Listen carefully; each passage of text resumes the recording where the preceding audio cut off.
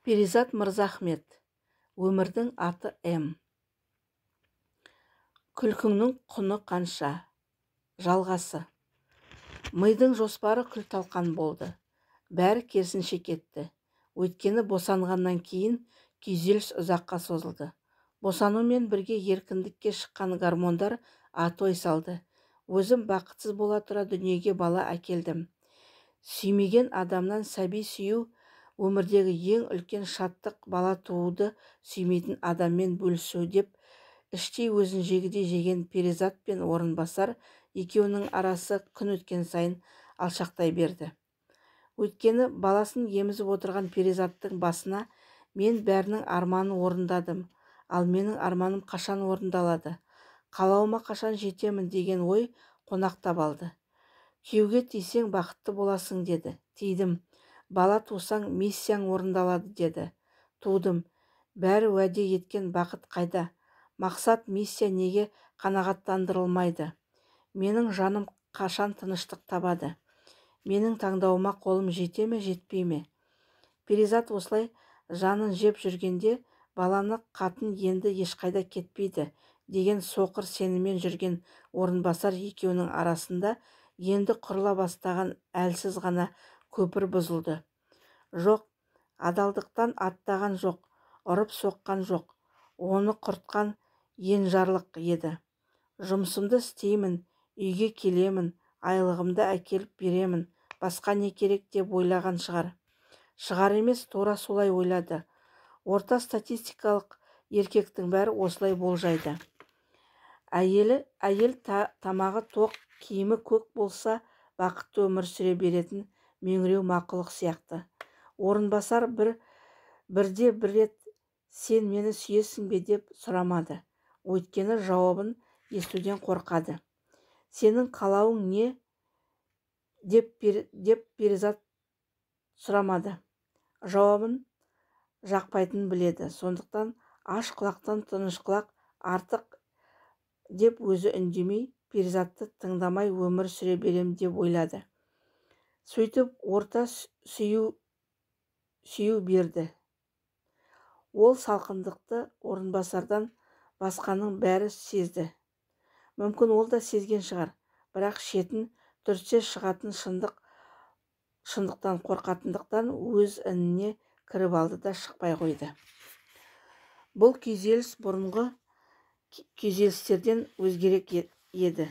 Таңертең оянғанда Перизаттың бірінші ойы тағы да таң атты ма? Мен неге әлі тірімін? Көзі ұйқыға кетіп бара жатып, тағы бір шүмелек күн өтті. Тірі жүргеніме мәз болып тіршілік кешіп жатырмын. Енді оянбасам екен деп армандайды.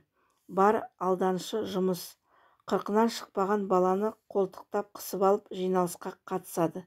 4 айлық баланы бесікарбаға салып қойып түсірілімге шығады. Айдар туралы да, Орынбасар туралы да, жалпы сезім туралы да ойлауды қойды. Осылайша өзінен өзі қашып, ойларынан қашып, сезімдерінен қашып тағы 2 жыл өтті.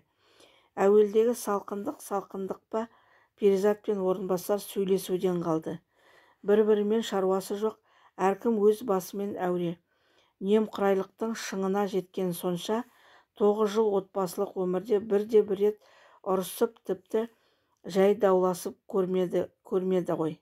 Сыртынан керемет тату отбасы сияқты көрінген шығар.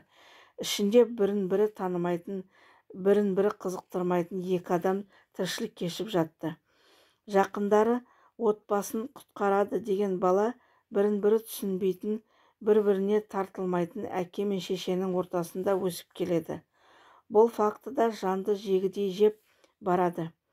Өздерінің өмірлерін сезімсіз, сенімсіз сүр тіршілікке айналдырғандарымен қоймай баланың болашағына қастандық жасап жүр. Сөйтіп жүргенде Перизатта бір әдет пайда болды. Айналасындағы таныс, туыс жұптардан неге үйлендіңдер деп сұрайтынды шығарды. Көбісі ағынан жарылмаса да сөзінен емеуренен көп нәрсені оқи алатын эмпат Перизат қаншама шикілікті көре бастады. Бір әріптес жігіт үйленіп келген соң Перизат одан неге үйлендің деп сұрады. Әкем кәрі, анам бір бел жазып келін жұмсасын деп үйлендім, деді әлгі жігіт. Сүйесің бе? Ұнайды, түрі бар, тәрбиелі, ең бастысы анама қарайды, сыйлайды. Тағы бір жолы туыс келіншекпен сөйлесті. Алып қашты ғой мені. Жуас жігіт, жақсы жігіт екенін көрдім де қалдым. Әуелде үйренісу қиын болды, бірақ 3 балам туған соң ол туралы ойлануды қойдым. Балаларым аман болса болды, солардың қызығын көрермін. Келесі жолы қонақта отырғанда достары үй иесі туралы қызықты әңгімелер айта бастады. Сөз кезегі парталас досы алды. Бұл 11-ші сыныпта ағылшын тілінің мұғаліміне ғашық болды ғой. Екеуі соңғы қоңырауда биледі, тіпті сүйістіңдер ғой деймін, иә? Бәрі ду күлді. Үй иесі қызарақтап досының сөзін әзілге айналдырғысы келді. Тықыр қып алып тастаған шашын тоқтамай сипалай берді. Перизат бірден көзіне қарады. Бер жағы күліп тұрған қос жанардың түбінде айтылмай кеткен, бекітіп тастаған мұңның жатқанын анық көрді. Перизат енді келіншегінің жүзіне қарады. Қызғанып долылық оқығысы келді. Жоқ, ол да күліп тұр. Бірақ астыңғы ернін әлсіз ғана тістеп тұр екен. Оның да өз мұңы бар, айтылмайтын. Осы әңгімелердің бәрін естіп, қарым-қатынастардың бақылап жүріп, Перизаттың есіне ескі әңгіме түсті. Баяғыда Сырым шешен ел аралап жүріп, бір ақсақалға кездеседі. Екеуі жұмбақтап сөйлесе бастайды. Бір кезде Сырым: ата, үйде нешеусіздер деп сұрайды. Сөйтсе, шал: күндіз 2, түнде 4-еуміз, қарағым, депті. Сырымның серіктері былайшыға: жаңағы әңгіменің сырын ашасыз ба, дейді. Сонда Сырым: күндіз кемпір екеуі тірліктің қамымен жүріп, ештеңені ойламайды. Сондықтан 2 боп жүреді. Ал түнде жатқанда әрқайсысы өзінің сүйген жанын естеріне түсіріп 4 боп жатады, деген екен. Жай әңгіме емес қой. Күндіз 2, түнде 4 болып тірлік кешіп жатқандар толып жүр. Әрқайсының өз себебі, өз тарихы, өз ақтаулары бар. Тұрмысың бір адаммен қиялын, екінші адаммен марқұм болған махаббаттың тірі аруақтары. Бір қызығы, осылай бақытты тірлік кешіп жатқандар өздерінің махаббат күресінде жеңіліп қалғандарын мойындағысы келмейді. Махаббат деген оттаған әңгіме. Міне жүрміз ғой, жаман болғанымыз жоқ, дейді. Махаббат өтеді де кетеді, оған күйіп-пісудің қажеті жоқ екен, дейді.